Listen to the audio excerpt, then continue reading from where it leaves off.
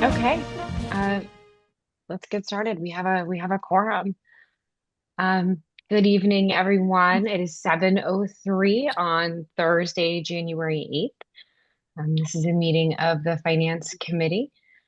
We are fully remote, so I'm happy to open the meeting with a roll call. I'll start with myself. Victoria Duckworth is present. Skip, Present? Greg, Present. Mark, Present. Angelina, Present. Samir. Present.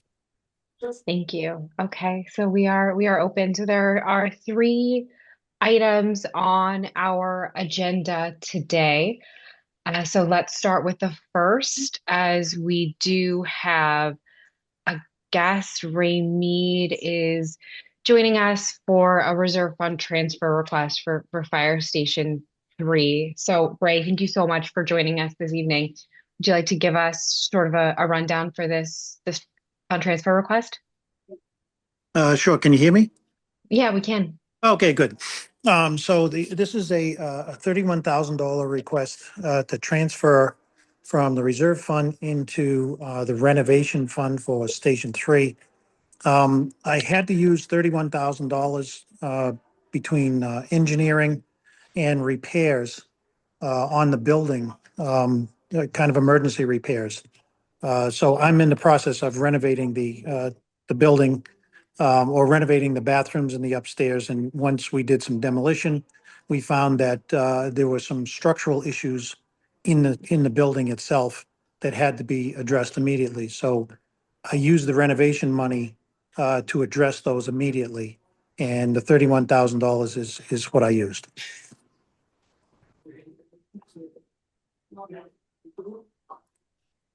Okay. Are there any questions from the committee on the renovations or the request itself? So that is just for the renovation. The $100,000 is still to be spent from that. Is that accurate? Yeah, so that well, some of the $100,000 has already been spent, Okay. but that's the reimbursed $100,000, which will be spent by June 30th. Okay.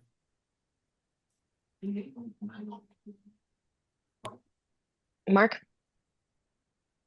I'd make a motion, we approve the reserve fund as presented. Second. Okay, we have a motion and a second to approve the reserve fund as requested. Dan Kushner has also arrived at 7:06. Hi, Dan. Any further discussion on the motion? Seeing none, we'll take a roll call vote. Skip, Aye. Greg, Aye. Mark, Aye. Angelina, Aye. Dan, Aye. Samir, Aye. Victoria's aye. That motion passes unanimously. Great. Thank you. Thank you very much. Appreciate your help. Thanks, Ray. Thanks for working on the station. We appreciate you. Okay, thank you. Bye-bye. Do I need to come in to the municipal center to sign off on that at any point? Yeah, that would be great. Okay, I can stop by probably sometime tomorrow. If I just wander on over. Perfect. Yeah, no problem. Okie dokie, easy peasy. So second piece today is to continue our discussion on the FY 2027 budget. So Jay and Evan, Dr. Cummings and Evan have been kind enough to join us this evening to continue the conversation. I'm sure most of us saw Dr. Cummings' presentation to the school committee on Tuesday. I've sort of asked him to go over that again with us at a high level, just so that we could ask any questions on. Oh, thank you, Greg. Amber, if you could promote Heather as an panelist, just to allow us to ask any particular questions. But I'm particularly interested in the reduction budget. Obviously, is that's the potential second budget that we would be presenting to town meeting. So please, if Evan, if you don't mind, to have Jay take it away and go first. Oh, absolutely. All right. You're it, Jay. I think last time, Evan, I asked you, so I'm just. It's all I was just thinking I need to parody. go and finish my doctorate because it's always Dr. Cummings and Evan. I can call you Dr. Broussard. Oh, I am so good with just Jay. He can be Dr. Broussard. Can you guys see my screen? I can. Okay. And first of all, thank you very much for having me. I don't think anything I'm going to talk about, I don't think is going to be a surprise to any of you. We had the discussion that set this up. I don't know. It was almost a little less than a year ago, I guess. But I'll run through it quickly, and I'm more than happy to take any questions you have. So on Tuesday night, we started talking about that preliminary FY27 budget reduction. I stressed that it was very preliminary. It was on January 6th. And I know Evan's doing the same work on the municipal side, if you will, so that there's a somewhat or a more educated decision in terms of impact when an override is considered, possibly for the spring. Okay, it's stuck. Okay, there we go. So our initial or preliminary level service budget was $50.5 million. So that covers all of our anticipated costs with nothing new, with the exception of that would include bringing back that HR director position. So for the past, since July 1st, I have been filling in as the HR director, if you will, and just trying to kind of keep the ship afloat. But with over 550 employees, it's just not sustainable. But that's the only additional thing, and that's again not new. We historically have had an HR director, so very much a level service budget. In discussions with Evan, I knew that we'd have, based on the initial numbers, 49.3 to 49.5 million in terms of anticipated funding, which would obviously leave a resulting deficit from the level service of somewhere between 1 million and 1.2 million, with that townwide difference in total being around 1.4 million that I'm sure Evan will speak to. So with that target, in discussions with Evan, we want to keep in the back of our mind that we need to cover unemployment. And this year, the number that we're going to use is $20,000 per full-time equivalent. So for every full-time employee that's let go due to reductions, we should have in the back of our minds $20,000 per employee to cover unemployment if needed. So my first take or first try at the preliminary reduction budget over the break, I totaled 1,086,000. So kind of in the middle of that range. Without a doubt, the two things that get impacted are class sizes and the programming that we can offer students. We have, over the years, as you well know, cut every little thing, from big things to little things. Just to bring you back to last year, we reduced 6.5 full-time individuals. We did our best to minimize unemployment through retirements.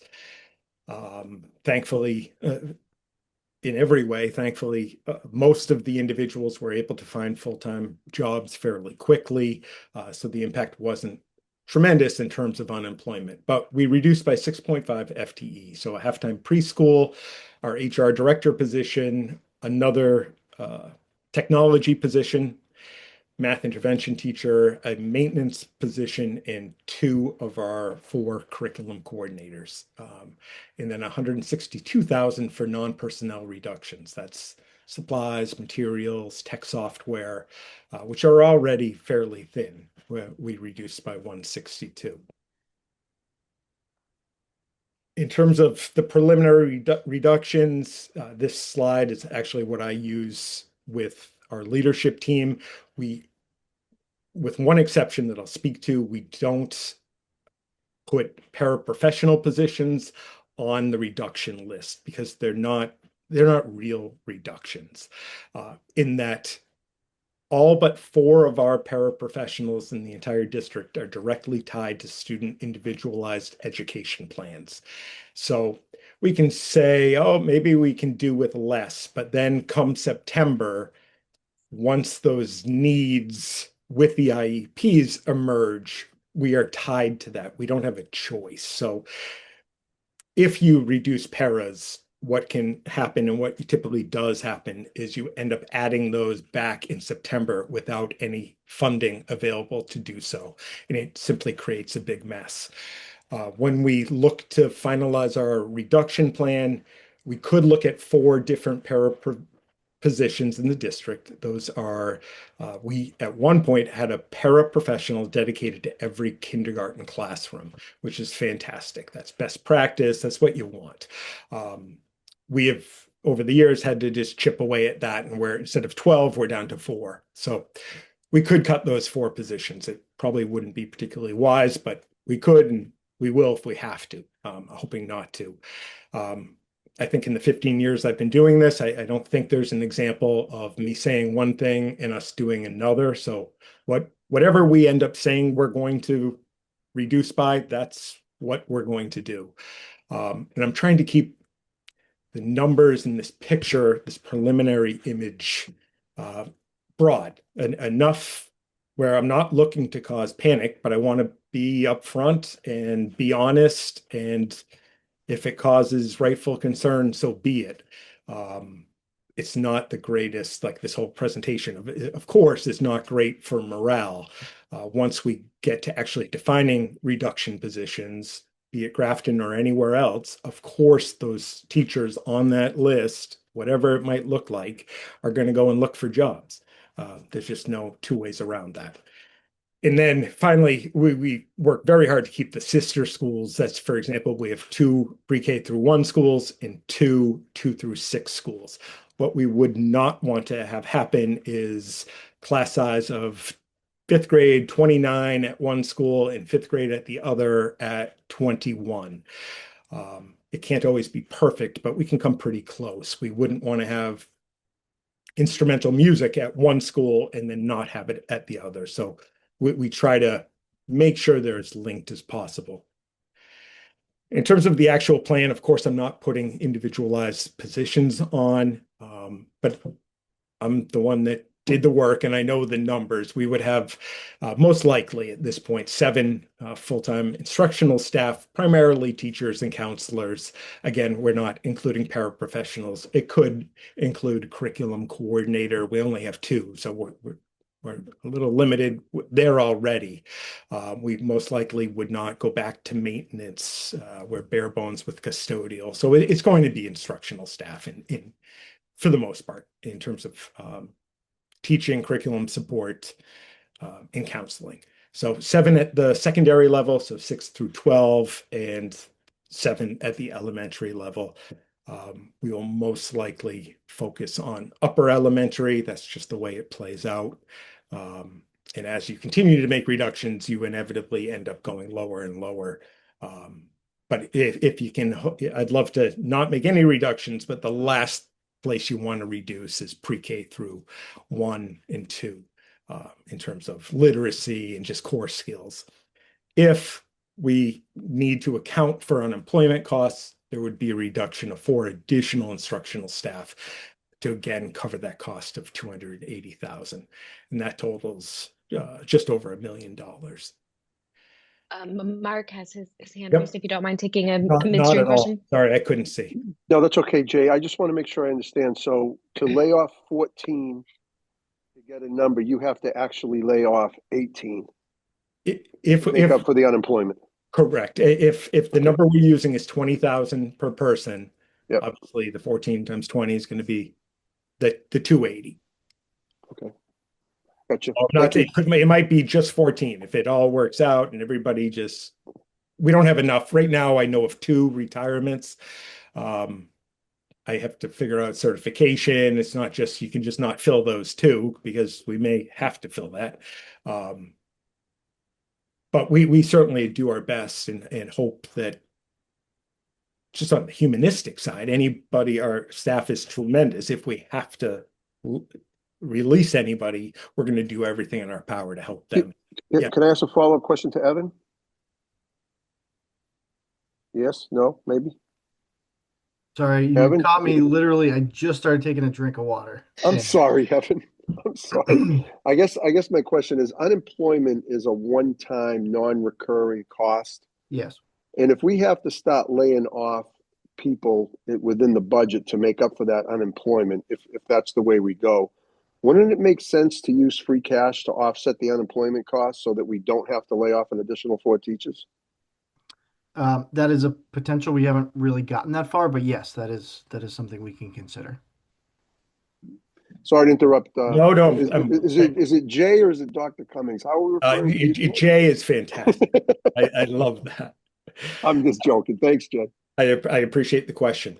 Three compounding issues. We've over the years gone over all of these things, and I think sometimes it comes across as maybe fear mongering. I can only promise you I'm not trying to do that, but I'm trying to be realistic, and be as open as possible. So the three compounding issues that need to be thought about when thinking about what you want as a town from the schools, and if we decide we just can't afford to do what we currently do. And obviously with reduced teaching staff, we're going to have larger class sizes and a negative change in the provision of services and opportunities for kids. That's just a fact. So with that, these three things need to be thought about: school choice revenue, out of district tuition and transportation costs, and then growing enrollment. So if you've been around a while, you'll recognize this most likely. I put together a chart way back, 11 years ago, more, when we did the first override. And whether it be Grafton, any district in the country, once you start decreasing funding significantly, where it's limited and or eventually dysfunctional, this is what plays out. It's really not rocket science. It won't be exact, but it's going to be pretty close. Where increased class sizes, as I mentioned before, in the upper elementary to secondary level, you're going to reduce electives. We've already reduced maintenance and custodial. We probably wouldn't go back to that. I even cut more in the first year. Art, music, PE. You've probably seen this in other districts. It's not unique to Grafton. Two things that are going to compound the issues for us once we head down the road where we're below level service is loss of school choice funding.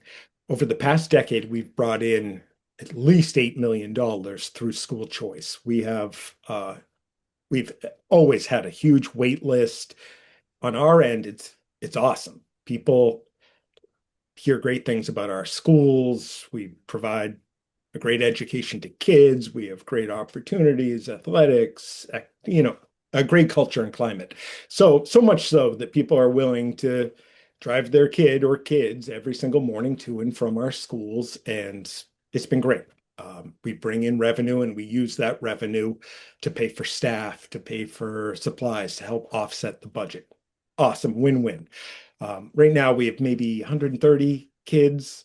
And just because we want to, I can speak to it, but we could get 200 tomorrow if we wanted to, but it would bump class sizes up. It would have a negative effect. I think we've beautifully taken advantage of economy of scale, where we've brought in tremendous revenue, and we haven't hurt the fiber of the Grafton Public Schools at all. So of course, if we have class sizes that mirror those class sizes of the districts that people are leaving, they're most likely not going to be looking to drive over time to drive your kid to and from Grafton every day for basically the same experience they would get in the town in which they live. We've done a phenomenal job creating special ed programming in the district to keep as many kids in district as we can. We've, with that, built programming where we're able to tuition in students. We have another student starting tomorrow. We've got to be almost close to double digits in the number of students that we bring in, and those districts pay us. a significant fund, like an out-of-district tuition, to come into our programming, which is fantastic. We have less than, or just about 1% of our total population going to out-of-district placements. The cost of no fault to any of the students or families is tremendous. About $1 million of our increase, like the bulk of our increase, is for out-of-district tuition and transportation. And that's everywhere. That's not just Grafton. But of course, if we have larger class sizes and fewer services, there's no way around it. We're not going to be able to keep in district as many kids as we do. Those two things won't be, I'm not saying it's going to be overnight. Don't have an override, class sizes go up, we reduce, and then overnight we don't have school choice and everybody goes out of district. I'm not saying that, but that will happen. There's no question about that. And then the third component, I'm almost done. That third compounding factor. I spoke to this on Tuesday night. I inadvertently, I think, caused triggered some discussion about housing in town and whether that was good or bad. And I truly wasn't aiming for that. I probably should have thought of it, but that wasn't my intention. My intention was to say that you've all driven around town. We have a lot of construction going on. So we know we're going to, in the near future, have more students coming in. I was a little surprised just a few weeks ago. I ran the enrollment increase, what's in front of you, to see how many kids moved in just since July 1st, and it's 168. We have had 35 move out, so obviously a delta of 133. But that's a lot of kids moving in before the places that have the excavators and everything else in motion.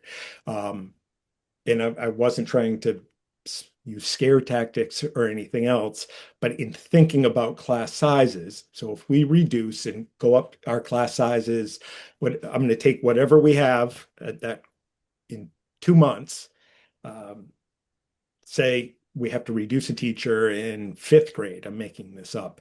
In that class size average, it's going to go from 23 to 26. Given what I've seen this year and what I see in terms of development in town, I know that number most likely is not going to stay at 26. I can't tell you if it's going to go to 28 or 29 or 30, and I can't even promise you that it will. But it certainly, I don't see any indicator that would tell me that number is going down. So we're just going to have to keep that in mind. I mean, that's real. And we as a town are going to have to figure that out. And I think that's really all I had.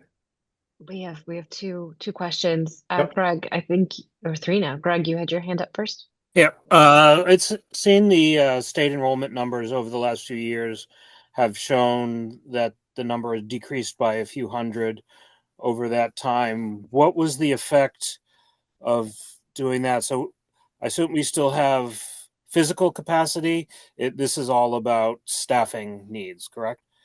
Correct. We do have physical capacity right now. We're not bursting at the seams in any school. So you're absolutely correct. It's about how many kids per classroom is my concern in year one of reductions.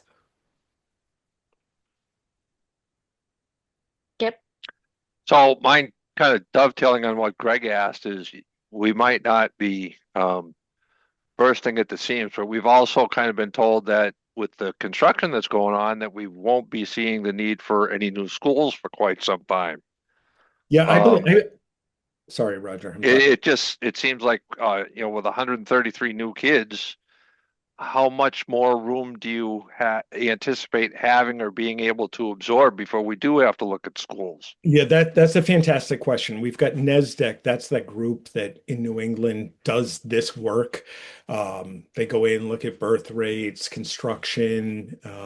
We had them come out and give us an update in the spring of 24.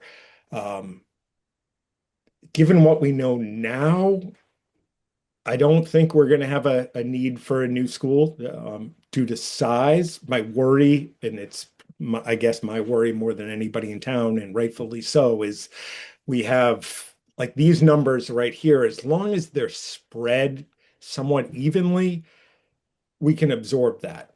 I literally have nightmares that we'll have buses pull up and every kid that moves in is a fifth grader going to Millbury Street Elementary. And we have 100 fifth graders come in. The odds are that's not going to happen, but it's really going to depend on the spread and this kind of increase. We haven't seen this before in, we're talking a little over half a year. So it's not common. It seems like it's slowing down. So I don't know. It's a really hard question to answer. So I guess asking this slightly a different way is how much room do we have left before we would need a new school? I feel rather than wing that, I am very happy. Like I can go ahead and I'd have to really look into that, Roger, with like physical space. But that really wasn't my worry. Hasn't kind of beating around the bush. I'm happy to look into that, Roger. I didn't go into Tuesday worried about a new school or busting at the seams. My worry is if we have class sizes in grade 4 at 27, that's not really going to be 27, that it's going to be 29. You're talking about 30 kids.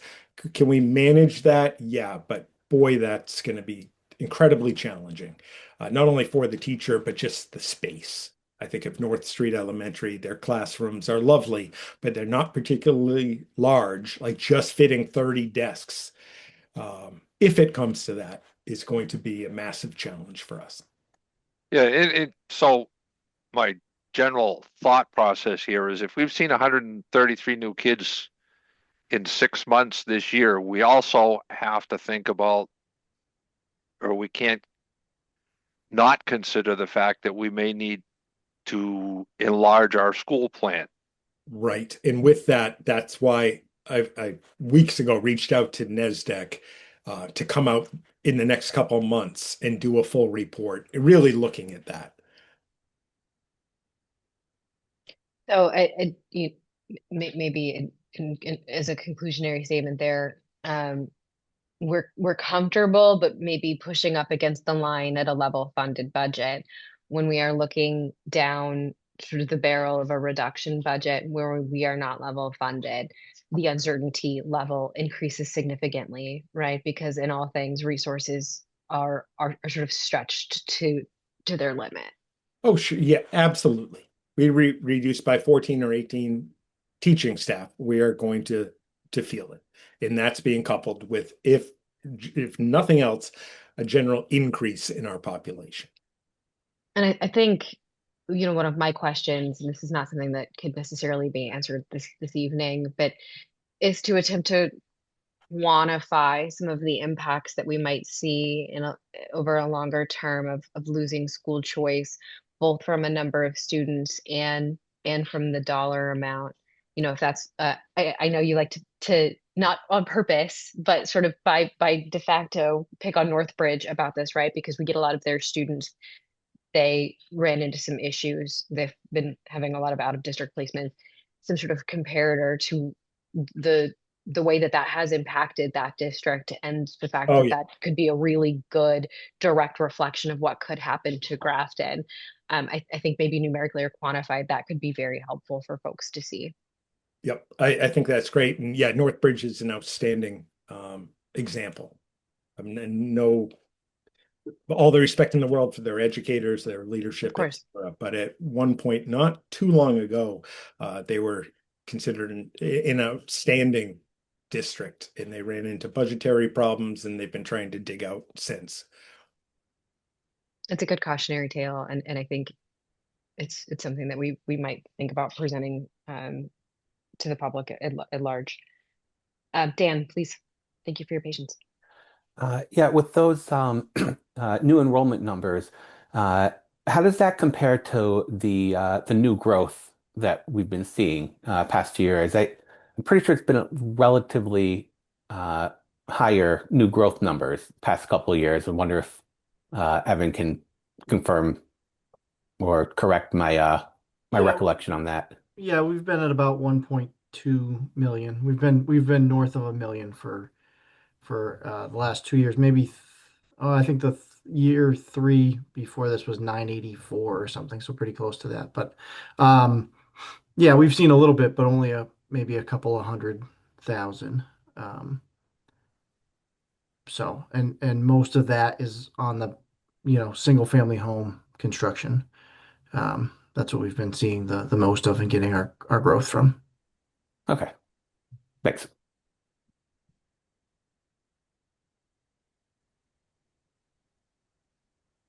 Any additional questions for Jay before we toss it over to Evan? Okay, thank you, Jay. Really appreciate that. My pleasure. Evan, good evening. Hi. Howdy. Hi. Is it too late to pass? I believe so. Okay. Sorry. All right. Let me just share my screen real quick here. I only have one slide. I'm gonna throw up here. Nope. Sorry, hold on one sec. It's not the slides with the euros. Nah, that's a whole different problem I got going on over here. Okay. Sorry about that.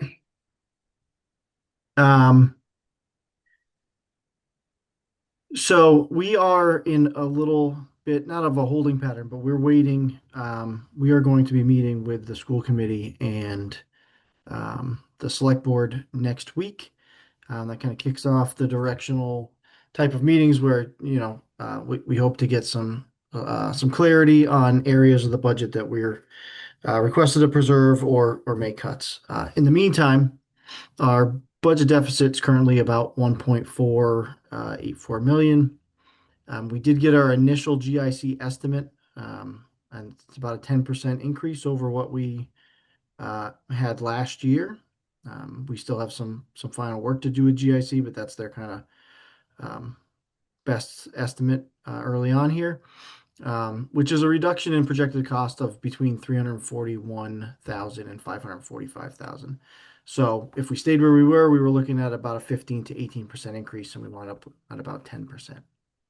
Our Worcester County retirement number came in at 3.8 million, which is a reduction in what we were projecting by 9,000. So just shy of 10 grand. So not any remarkable savings there.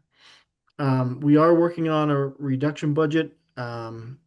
Again, waiting for some direction from the select board. But our current budget reduction budget reduces the overall by about 425,000, and reduces municipal staff by 5.5 full-time equivalents. So, Greg, I'm sorry. I'll interrupt you here and let Okay. Greg ask his question. So If you if don't I mind. remember a previous discussion correctly, GIC estimate of 10% is already included in the current deficit because that you were estimating that. yes, thank you, Greg. Correct. So us getting that number at about 10% didn't really help us as far as our deficit goes, but So the 425 reduction is after the GIC correct. reduction. Yes. Okay. Yep. Yeah. So again, we're looking at about 5.5 full-time equivalents reduced on the municipal side of the house. And if we do look at free cash to try to make up some of that unemployment costs, we're probably looking at still 5.5, just because of the way the positions fall. I don't know that it saves us anything on our side of the house, but I still think it's still worth looking at. Skip. Well, my question on that is easy. How many positions would that leave us with on the municipal side? So I believe our count right now is 117. So that would bring us down to 111.5. Thank you. You're welcome.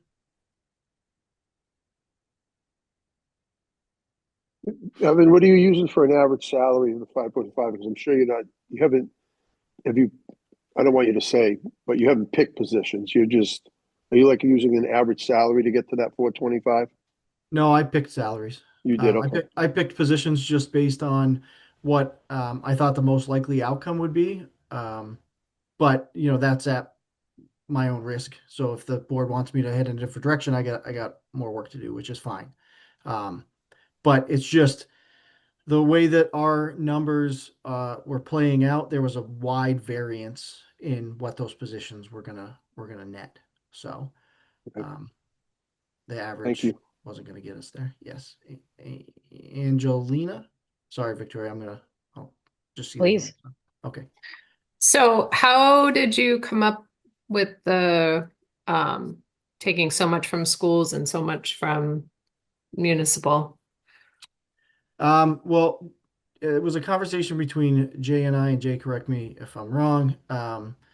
But we really looked, we try to do the 60-40 rule. But that's not going to really work out as we try to cut positions because they're going to fall in blocks. So we really just said, well, why don't I try to get to 425 and you focus somewhere around 1 million, and both of us are going to come up with a different number, and then we'll work together to kind of finalize how that those two are going to rub up against each other. But it wasn't much more scientific than that. Okay, thank you. And Greg.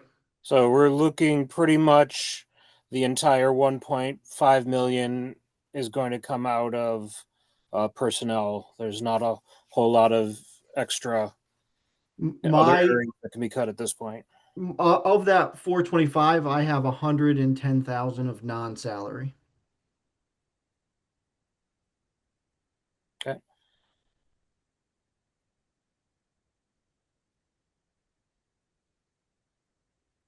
Mark? Yeah, so going into Tuesday night, next Tuesday, meeting with the select board on the finance and the school committee, what's the strategy that you and Jay are going to utilize to talk to them? What's the plan? I don't know that Jay and I have fully codified our plan, but I think it's going to be very similar to the conversations that we've already had, which is, Jay and I will get us across the finish line. We will reduce and be able to close that budget, but there's going to be impacts, and those impacts are going to be fairly significant. And it's up to the select board with conversation with the school committee to determine whether those cuts are something they want to see. And then secondly, the select board needs to start thinking about what parts of the budget they want to see preserved, kind of at all costs, and which ones they're willing to see us hit. Does that make sense, Mark? 100%. Thanks, Okay. Okay. Angelina? For the 110 that's not staff positions, I don't know how much you want to speak to this, but what kind of an impact is that going to have?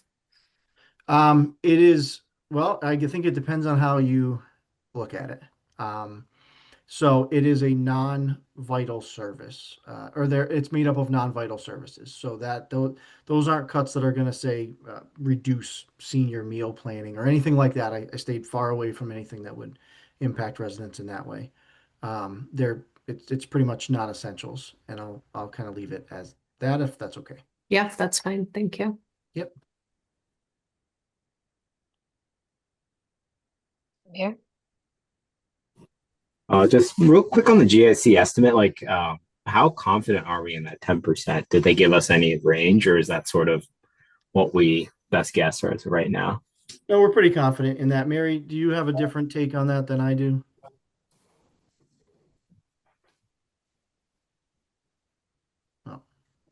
Hi, sorry. So from what I'm hearing, it's going to be low double digits. So we're hoping, fingers crossed, for 10%. We will know a little bit more next month. Got it. Thank you.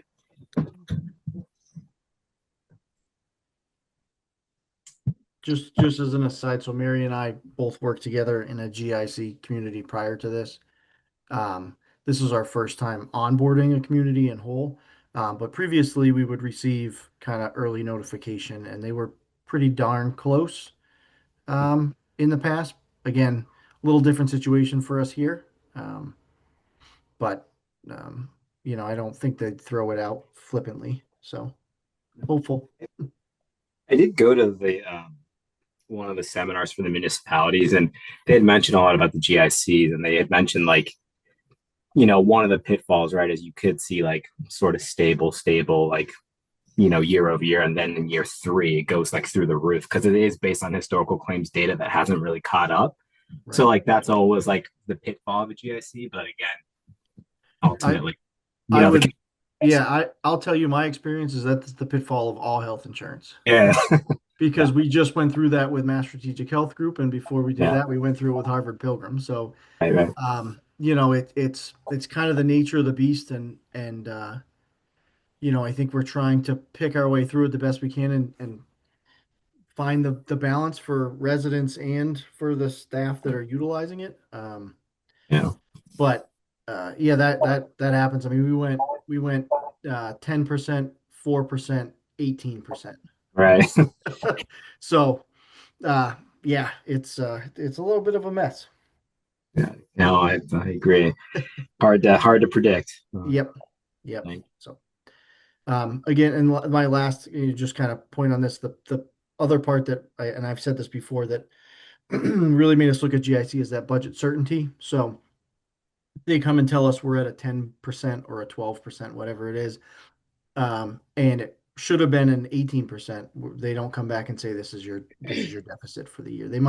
We might see that adjustment in the following year because they're not going to just leave us underutilized, but we're not really on the hook for that, and that does give us a little bit of peace of mind when we're creating this budget. I think Greg. Yeah, I know in the past we were with GIC and we left. I believe that was before you came in. Yes. You familiar with the reasons that we've left, and have we dealt with all of those? Did we just find that things were worse on the outside than they were on the inside, or what kind of can give us that on that? Yeah, we've had a lot of conversation around that, both at the PEC committee, which for folks that don't know, that's the employee committee that's made up of union representatives, and we represent Mary and I represent the non-union people, and so we've talked about that quite a bit. I believe it was 2014 to 2018 that Grafton was in GIC, and they got actually speaks to Samir's point a little bit. They got a higher number in a follow-on year and decided that they needed to leave. There was also some plan changes being discussed at that time, and then those plan changes never came to fruition. But Grafton was already out. So I kind of won't speak to the mentality of the time. I can tell you my personal experiences, and I think Mary remembers this quite well. We dealt with the same issues. We decided in our previous community to stay in, and that wound up being a benefit to us in the long run. But you can definitely see how that would have caused people to kind of jump ship at the time. And we've talked about that a lot with the union representatives. And I'll make my final point like this is, and this is what I told the union staff, is that I remember, 2015, 2016, 2017 and the insurance market, and it was very unstable. However, in the hindsight of 2025, I would take that level of instability all day long because what felt unstable is now probably the best we can hope for.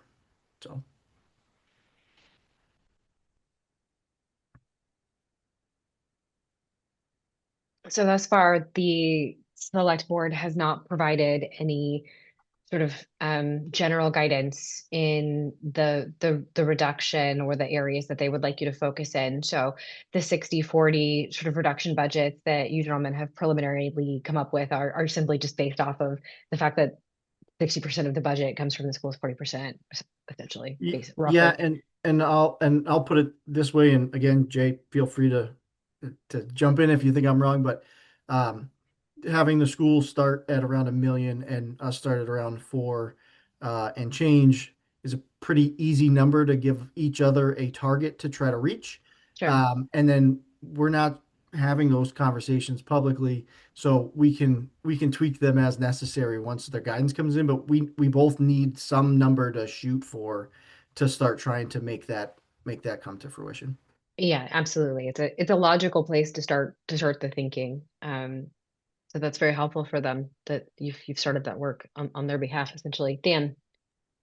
Yeah, with the schools, Jay was talking about how there can kind of be a sort of spiraling effect where we lose enough quality that we start losing school choice funding and then start having more out-of-district placements. Is there anything similar with other town departments that where we risk having something like that happen? Because I'm just thinking if we have that big risk with the schools, but not with other departments, it might make more sense to weight things a little bit away from the schools and try to at least put off that kind of that sort of spiral. Um, well, I'm obviously in a different position than Jay is.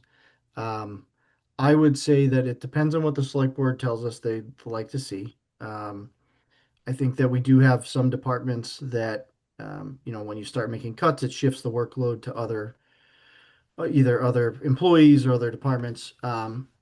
But I also, my job is to fight for the schools, but I'm also going to fight for the employees that we have. And quite frankly, for a town of 20,000 people, we don't have a very large staff. So when I cut a position in a department that has two positions, that's a hit. And um, you know, I think that is going to have an impact. It's just harder to, I think, quantify than Jay's talking about some major reductions, and I don't want to make that sound any less. So I think we're both going to fiercely advocate for our folks, because that's what we do. Mark? Yeah, I just wanted to follow up on something. I think somebody asked the splits. I think Victoria, you said 60-40 is what we're starting. The numbers 1 and 4 is 70-30, not 60-40. So Yeah. 60-40 isn't the idea. It's you guys just pick numbers that you are targeting of the 1.4, right? You don't have any percentage. You're not using a percentage to get there, I guess is what my question is, Evan. Nope. Okay. No. Again, we both needed to be somewhere to start doing the work. And we did have part of our conversation is if the school comes up to 960 and the town is 540 or whatever the number is, that's okay. We need to get to a part where we can even start having the conversation of which cut is a harder cut, what impact is bigger. Maybe that shifts to 80-20 because the cuts on the town side are going to have a different impact, or maybe it's 50-50. I don't know. We don't really know. We don't have that guidance, but we also didn't want to just twiddle our thumbs while the process plays out. So that's really what it is. I don't want to sound like First of all, no, I'm darts at the board. No, I know that's not what you did, but I got to tell you, you guys are sort of shooting in the dark from the lack of direction that you've received thus far, and I applaud the two of you for working together and at least coming up with a plan that you can present with an impact that people can understand. So I tip my cap to you, to both you and Jay. Ditto. Thanks, Skip. Greg? Yeah. I assume since it's still very, very early in the year that there's still a lot of numbers from the state that are wild guesses. Are we basing state aid increases, both general aid and Chapter 70 aid, just on what we normally get as a minimum for Chapter 70 and kind of an average for state aid and that kind of stuff? Yeah, I'll let Mary speak to those kind of numbers. Correct. I estimated historically we receive 2% on your chapter 70, 2.5% on the UGA. And really those are the two main buckets. You do have offsetting receipts, and that's the school choice and the library, and that goes directly to both the school and the library.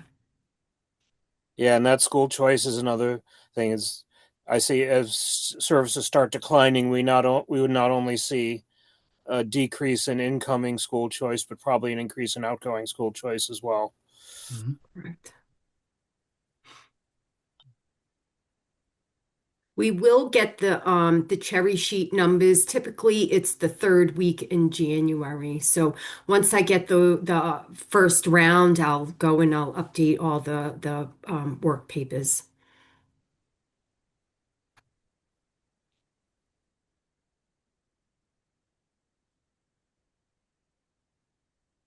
Any additional thoughts, questions? Wait to see what happens Tuesday. What's going to be our role in all of this moving forward? We're just going to sit back and wait for the select board to come up with a plan and then see what Evan comes up with and then judge that plan? Are we going to have any say or any role in this process moving forward? Or are we just going to sit here and twiddle our thumbs?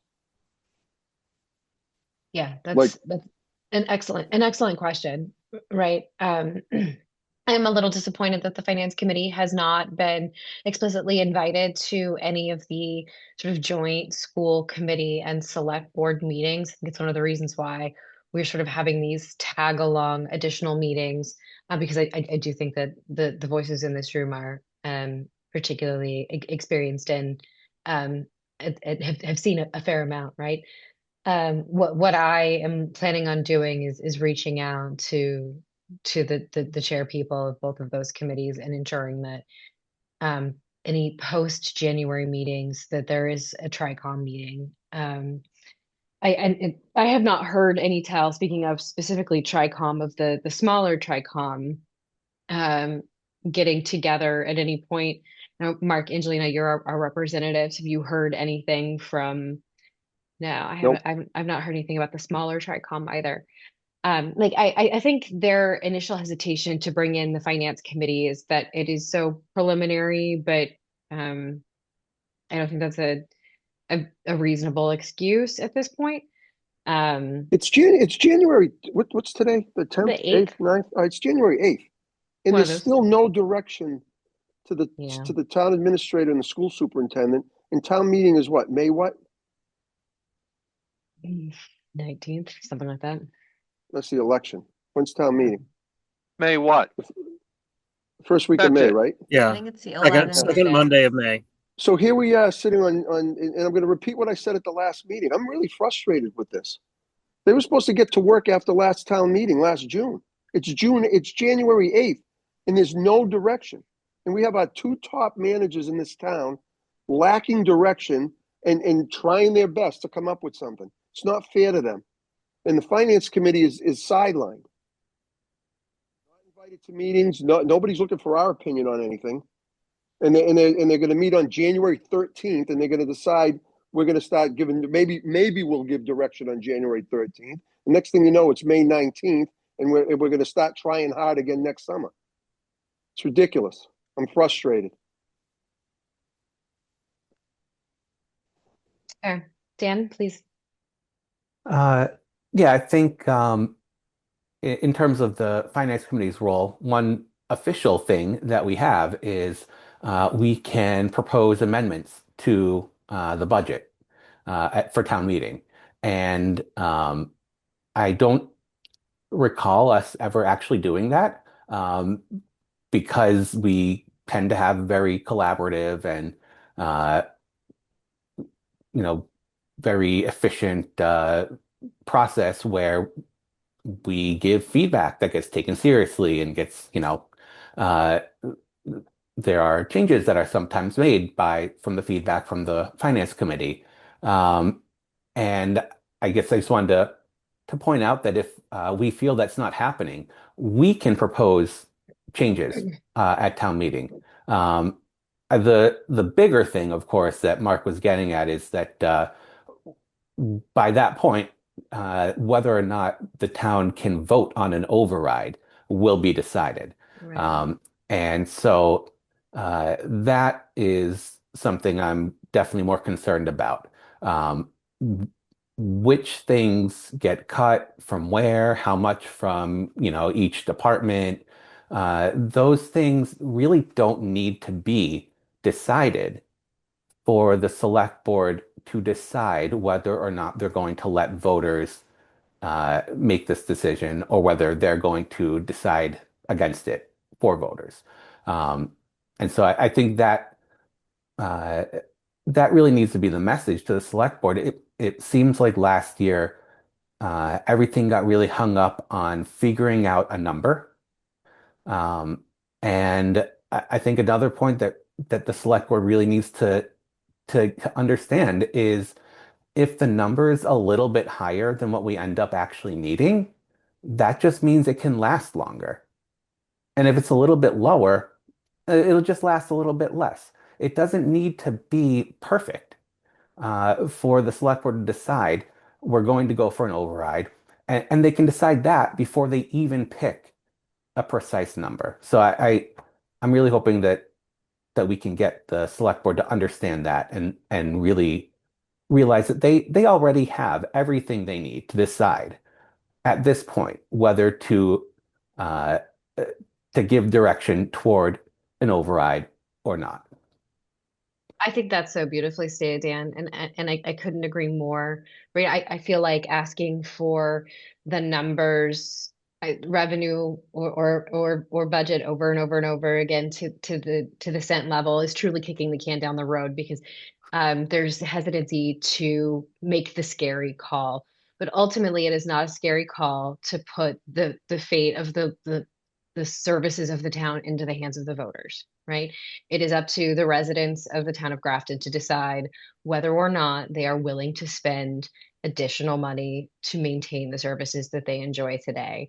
And I think it's honestly it is sort of disrespectful to the members of the town of Grafton to not give them the opportunity to make that choice with both budgets clearly lined out for them when that time comes.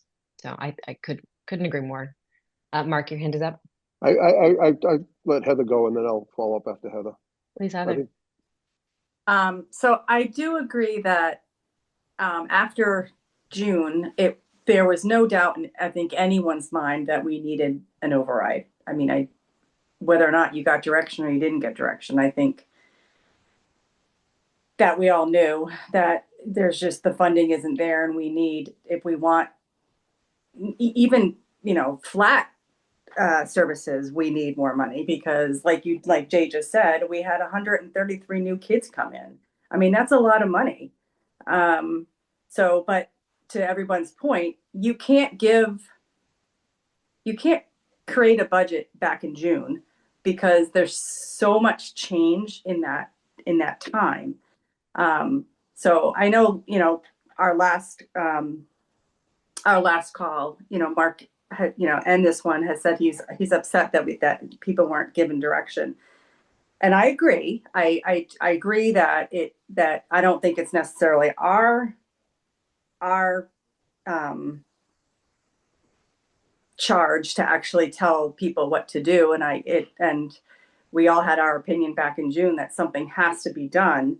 But I think knowing that we needed an override, I think Evan and Jay have both sort of assumed that. I'm not saying that you should assume it, that they should have been given more direction, but I think looking at everything that has been shown tonight, last time and tonight, that like what Dan said, an override is just, it's going to happen. It needs to happen.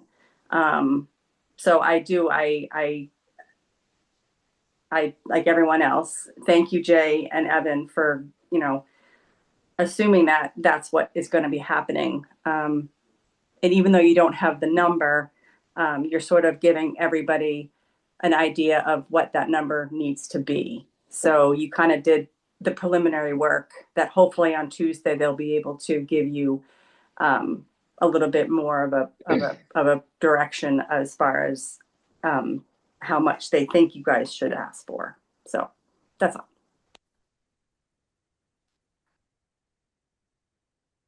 Mark and then Skip. I think the important message that everybody needs to understand is neither Jay nor Evan are growing their budgets. They're not expanding services, with the exception of the human resources director, which I don't know how you have an organization of 500 people without an HR director. So with that minor exception, neither one of them is growing the budget, and they haven't grown their budgets in years. As long as I've been on the finance committee, I think we've added a few police officers, but I haven't seen a ton of growth on either the school side or the town side. So we are behind the eight ball because of the lack of the state aid that comes in. The state aid isn't keeping up with our needs, and it's putting more and more burden on us, the taxpayers of the town, to support the schools and the town. But we're not growing services. We're trying to maintain what we have. And, my wife and I put 3 kids through the school system, and they're thriving because of the wonderful education that they got. I don't have kids in the school system, but I know how important that is. And I really think we need to continue to push hard to maintain what we're getting out of the Grafton School District. Because right now we cut another 14 employees after cutting 6 last year. It's going to start to really impact the way that we educate our kids. So, Heather, yeah, they weren't going to make a budget decision last June, but they could have started doing research. They could have started working on numbers. They could have started working on a plan. They could have started doing a lot of different things, because that's what I think needed to happen then, not waiting until January 13th to decide what the plan is. They could have started planning long ago, and that's been my point the last couple of times we've met, and I haven't seen any change. And we met, December 8th, 9th, 10th, whatever that date was. Here we are a month later. Nothing has changed. Nothing. Yeah, Mark, I do agree that that something should have happened since June, but it's hard. You can't. It's in my mind, doing budgets, especially in a municipal side of things, you really can't look at numbers because they could totally blow up in your face.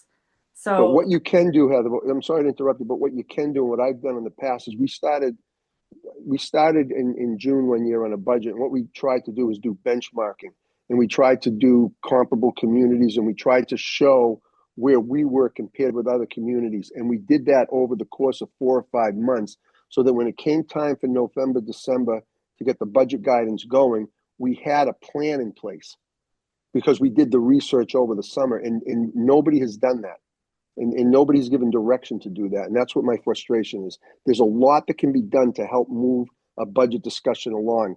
And yeah, you're right. You don't know what health insurance is. You don't know what pension is. You don't know what union contracts are and things like that. You have a lot of moving parts in putting a budget together. But you can do benchmarking, you can do planning, and none of that was done. And that's my point. I was going to keep quiet tonight. I just can't help myself, and I apologize. I guess sorry, I have one more question. Actually, this is for Evan and for Jay, because we keep saying that you guys need all this guidance. Did you want guidance? Like, are you looking for guidance? I guess I should ask. We should all ask that question. Like, since June, are you looking? Would it have helped you if they had told you one way or another how they wanted things to go?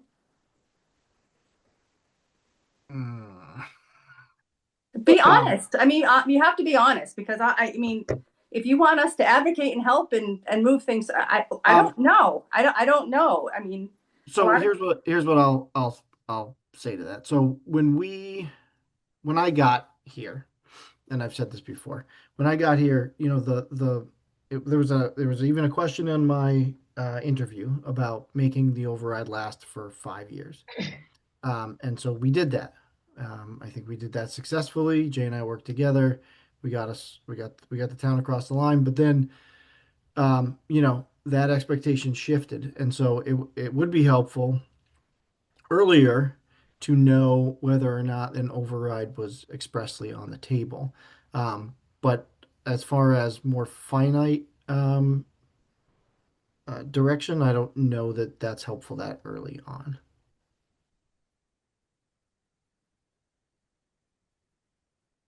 Yeah. So I kind of, I think perhaps what might have behooved us in December was to be prepared to communicate that regardless of the end result, we're going to need an override, if that's what we feel, for at least $2 million. So you guys get on the stick because we can't try and drive this bus. This is not our bus to drive. It's the selectmen to see what they want to provide to the town for financially to support the services. And then we have the budget that gets put before us. And we go to the town meeting and say, this is what you should do and why. For us to try and jump into the middle of giving direction or any of that kind of stuff, just it doesn't work. It's not our role. But to come out and say, regardless of what happens at the end of this month on the cherry sheet, based on generally what Mary's talking about, we're going to be $1.5 million in the hole. So let's start looking at sticking with those projections and seeing what do we got to do. So we're going to need at least $1.5 million. Okay, selectmen, this is what you got to do. You got to cough it up. You're going to put this on the table, because that's really what's kind of happening. Is you're going to kind of know this at the end of your preliminary budget stuff, like we usually do in December.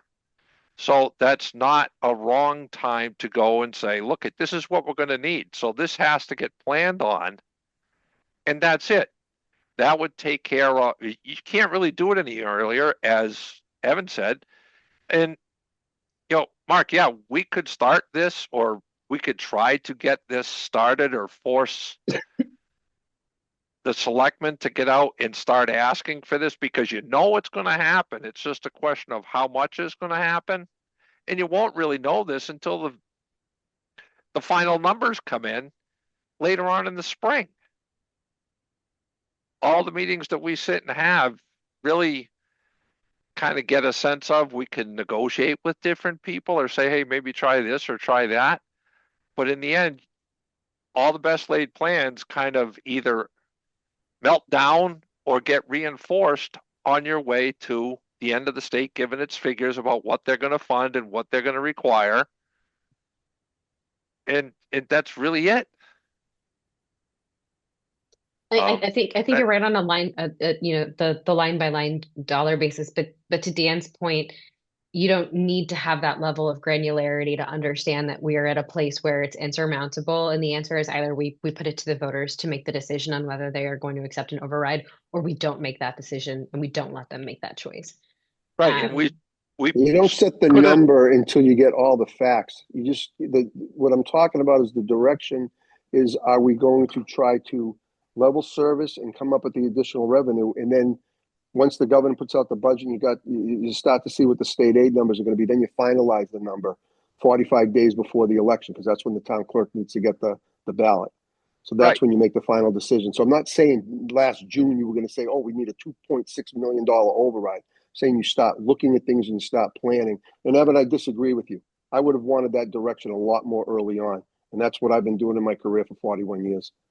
So I'm sorry, I disagree with Evan saying it wouldn't help him. I think it would help him tremendously. It might help him. We might help him by having taken a position in early December, conveying that to the select board and saying, look, this is what's going to happen, whether it's 2 million, 3 million, 1 million. In fairness, I think I did. I think those words did in fact come out of my mouth in that meeting in December. It's whether or not we took a motion on it, but they are aware that those are their options, right? Yeah. Angelina. Yeah, I mean, I don't think a single one of us was confused after last year when the school made all of those cuts as to what was going to happen this year in the budget. And I think that the frustration that Mark is expressing, when we went to that select board meeting a few weeks ago, it was them, kind of looking at each other like, well, we need some information on why are we here again and what are we gonna, it was that. I think that discussion, not the granular, like how much in deficit are we, just the fact that we can only raise taxes by 2.5%. And we know that our costs go up by more than that. Like it's a very simple math problem, actually.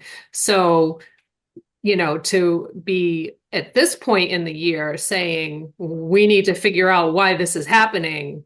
Well, no, that's what we should have been doing for the last 6 months. If anybody's still confused about why this is happening, that was the time to do that, not now. Like now we have to start talking about what's going to be affected if we don't get the override and, getting into the detail of actually how much money do we need to keep funding things at a level services.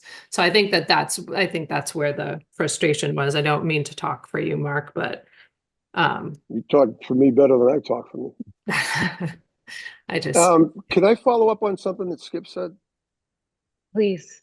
Will anything hurt the finance committee? We're supposed to be an advisory board, right? Everybody's telling us it's not but we're supposed to advise, we're supposed to recommend, right? So what if we take a vote tonight as the finance committee, follow up on what Skip was saying before, that the finance committee urges the select board to consider an override to fund the fiscal year 27 budget? Maybe help them start the discussion by having that on the table. I second the motion. All right. Well, it was your idea, Skip. I was just putting it into words. All right, we have a motion and a second to encourage the select board to put forward an override for the fiscal year 2027 budget. Do we have any further discussion on the motion? Dan? Do we want to specifically use the word advise? Since, we keep getting Everybody reminded. tells us that we're just advisory. So I figured let's advise. To advise the select board to. I mean, that way, we completely avoid the distraction of saying that the finance committee is out of our lane or anything like that. We're advising. I think And that's that's a fair. entirely within our purview. That's why I said advise. I know, you're Strongly right. advising. I used the wrong word. You're both absolutely right. The word advise is the correct word to use with this. I like that. Samir? Why not maybe recommend for consideration? Because I think right, we want to get to the point, we need to start considering it, right? Not advising, hey, get on the docket on this. Because what I've just been listening, I'm trying to kind of hear everyone. I've heard a lot about overrides through various municipalities, and it's a lot of work. So they need to start right now. We need to educate everybody as to what needs to happen line by line and get the word out. Because I'm a new resident of Grassham. I've been here for 2 years, not even. I think a little more than 2 years, and I think the first thing, all my neighbors, none of them even hear or know what that means. So I feel like if we're going to do it, it should be a very strong recommend to consider and get the ball rolling versus advising, because then advising makes it seem like we're pushing it on them. But my opinion only, again, I do think they should definitely get the ball moving on thinking about it. Compelling point. Heather? Yeah, I was going to agree. I was going to say the exact same thing, because whenever we do any of our recommendations, that's our word. We recommend. And to Samir's point, we're not, and I do like the word advise because that's what our role is, but we need to strongly recommend that that's the direction. And if they don't know that by now, then I really do question that whole board, honestly, because if they don't know that, I know they don't want to raise residents' taxes, but reality is reality. So, yeah, I mean, and we, like Mark said, and Angelina, it was pretty well stated back in June that we're going to do this now, cut the HR director, but guess what, guys, next year we have to do. So I would be shocked if the select board is, you know, shocked that we need an override. I would find that very, like, I would be a little nervous living in town if the select board doesn't know that by now. Nobody wants to pay more taxes. I'm about to retire. The last thing I need Oh, to do is increase my tax bill. Yeah, no, but I think that's their But we need to mentality. do it. I know, but we still need to do it. I'm willing to amend my motion to say that the Finance Committee strongly recommends that the select board consider an override for fiscal year 2027 to balance the town of Grafton budget. I have no problem with that amendment. My second remains.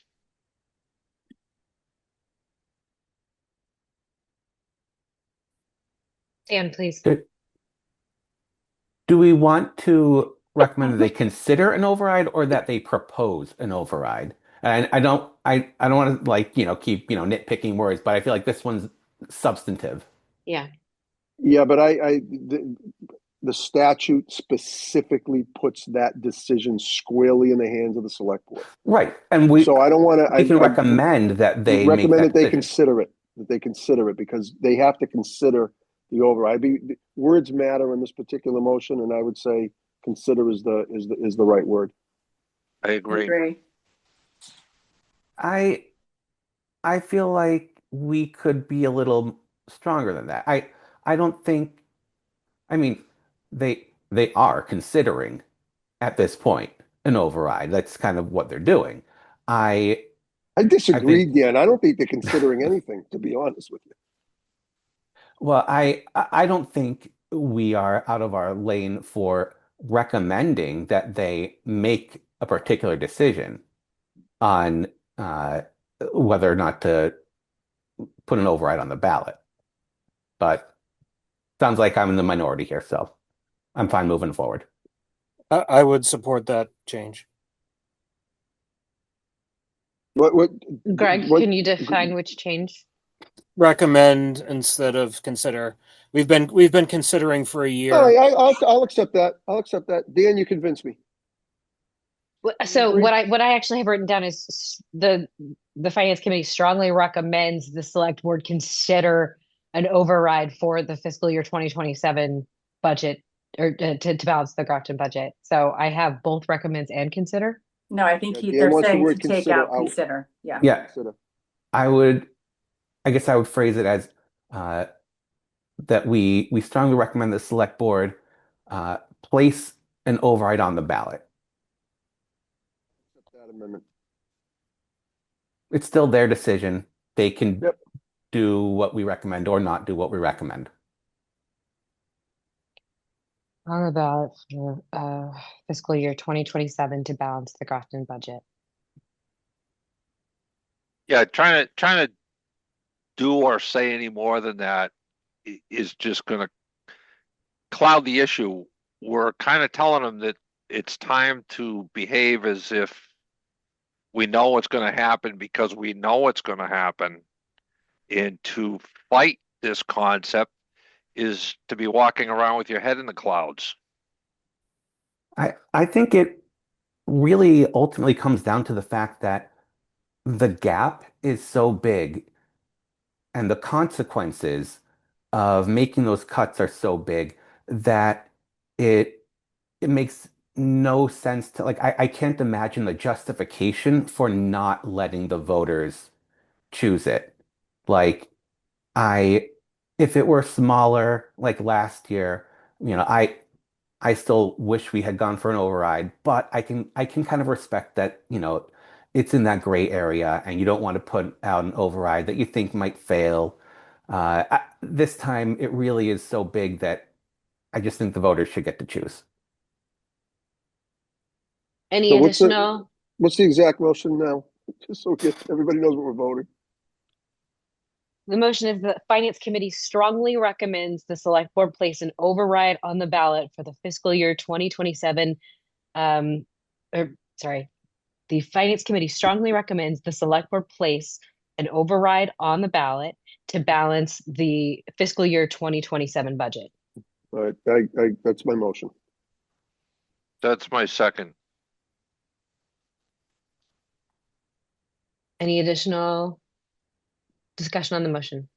All right, seeing none, we will vote by roll call. Skip, Aye. Samir,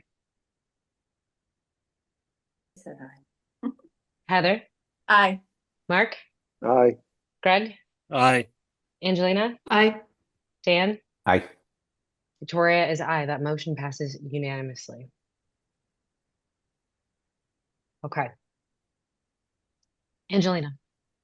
Just a quick question for, I guess, Mary. How much of an impact are we seeing, like, as far as grant funding and with the, with everything that's been happening? Is that feeling unstable? Is it feeling like you have a pretty good handle on what it's going to look like? Grants have not been impacted from the state, yes, yet. I do know that Governor Healy, they passed a thing, something for 9C cuts where she's authorized to make the cuts, but nothing has been pushed out to any municipalities. What is 9C? That's when they cut the budget. They call it. It's a I'm not mid-year, really. it's a mid-year cut, essentially. The governor has certain authority, certain budgets that she controls that the legislature can't tell her she can't cut mid-year. Okay.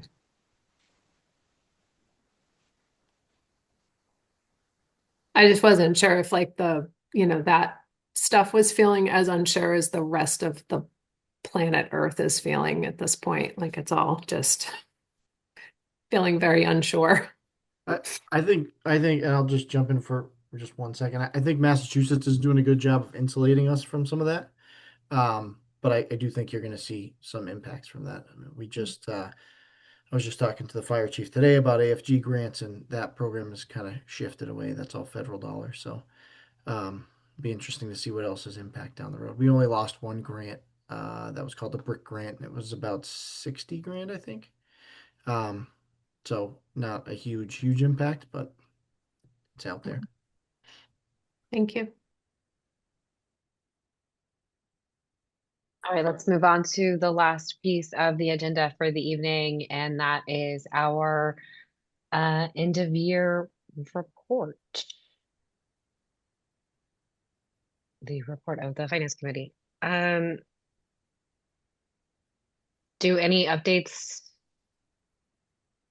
need to be made to this substantively to change the 2024 to 2025 report? Other than numbers, obviously. We didn't have any excess expenses of 2,500. We could just move the interdepartmental transfers for the end of the fiscal year. Does anybody have any specific ideas, additional updates they'd want to make to it, or just kind of our usual rote update the numbers? Typically, the Finance Committee doesn't meet in the beginning of January, so I just wanted to give everyone an opportunity to make any notes before we get to a final draft. Usually, you guys just approve it in one go at the end of the month. And we always appreciate you doing that legwork for us, Amber. The one thing that's never clear, and we discussed this a bit in the bylaw review committee, is that it's the end of year report. So should it be fiscal year or calendar year? And we talked about explicitly defining it as calendar year, but then we didn't want to deal with transitions and all that stuff. So do we traditionally do it as fiscal year? This should be Calendar fiscal year. So No, traditionally, we do it by fiscal year for your expenses. We do report some things in the town report calendar year, like the number of permits issued, that would be reported by calendar year. But for expenditures, it should be reported by fiscal year.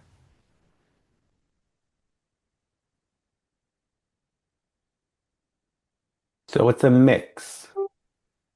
It is a mix. The financials are fiscal. The rest of the reporting for the boards and committees are calendar. So ours can be a mixture of the fiscal numbers and anything we did calendar wise if we wanted to call attention to it. Correct.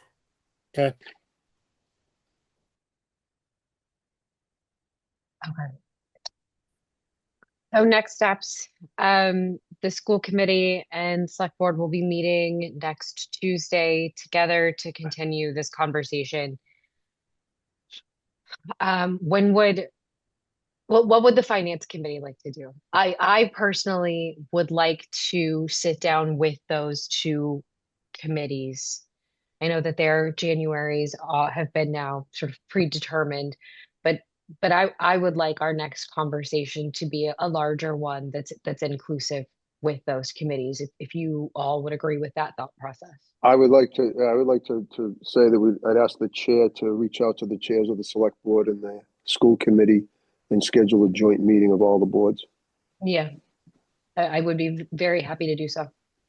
Are there a You lot need a of motion? people planning to attend on Tuesday? Should we post a meeting just in case for OML purposes? This is not a bad idea. I am planning on being there in person. I will probably be there as well. I'll be there. You should Try to as well. you should just post. And Yeah, then if you just don't be have, on the if safe you don't have a side. quorum, there's no harm. No Yeah. harm, no foul. I mean, if Yeah. all you Yeah. cool people are going to be there, I might go too. Yeah, come join. That'll be a fun time will be had by all. All right, so let's plan to post just to avoid quorum issues for that particular meeting, but we won't be massive party poopers. But I will reach out to the chairs of the select board and the school committee to have a full TRICOM, not representative, but all of us, and try to get that on the calendar in early February, or maybe they'll even let us hangers on in late January. I'll be in communication with you guys to get those schedules set. So I'll do that tomorrow. Dan, please. One quick thing there. Just so it's like clear, I feel like the bigger priority is to get whatever direction is needed by Evan and Jay to them. And if like I don't want it to sound like we want to meet with them ASAP, squeeze us in on Tuesday this next week. If they need that and they're going to have direction, to give, that's great. But yeah. Madam Chair, Yes. just to let you know, so Andy's on the call, so he's got all of that, so it should not be a surprise, and I think he gets the intent after having listened to the discussion. So I don't think there's a Cool. I wouldn't worry about it, is what I'm trying to say. Are we gonna send Thanks. how are we gonna deliver this vote that we took tonight to the select board officially? We're gonna send an email, we're gonna send a memo, we're gonna send a banner, telegram, singing I- telegram. I plan on writing up a letter that Victoria could sign when she's in signing the Perfect. reserve Thank fund you. transfer. Amber, And that's, can we get that's Thanks, great. Amber. correspondence Thank for the you. next meeting? Next meeting of the select board is the Yeah. question? Yeah, it'll go on the 20th. There isn't going to be correspondence in the meeting on Thursday. We can't give it to them for Tuesday? They'll get it. It just won't show up in No, the they'll get packet. it. Oh, okay. Correct. Well, they should have it Tuesday when they meet with the school committee, right? Yes. Okay. They'll They would receive it in an email as soon Okay. as I have a signed copy. Yeah, Okay. I'll be in tomorrow to sign that.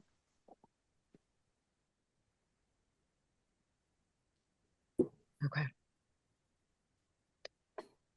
Any additional topics for conversation this evening? We do have to schedule the public hearing of course. for to do the formal budget presentation. That needs to be advertised in the paper as a public hearing. So I do need to know the date for that very soon. Do you have a recommended date, Amber?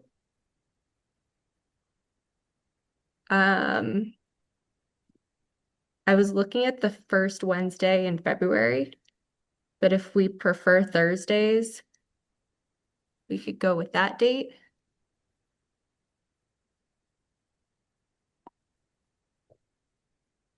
It would be Thursday, February 5th. That's fine for me. That works.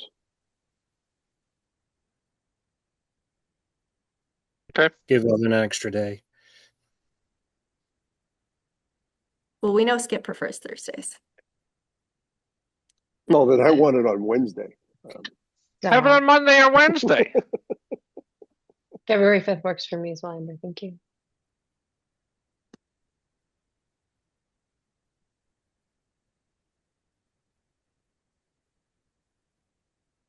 February 5th. Okay. Awesome. Anything else for the evening? Motion to adjourn. Oh, okay. Oh, I don't get to do that. I'm You sorry. don't, I don't think you get to do that.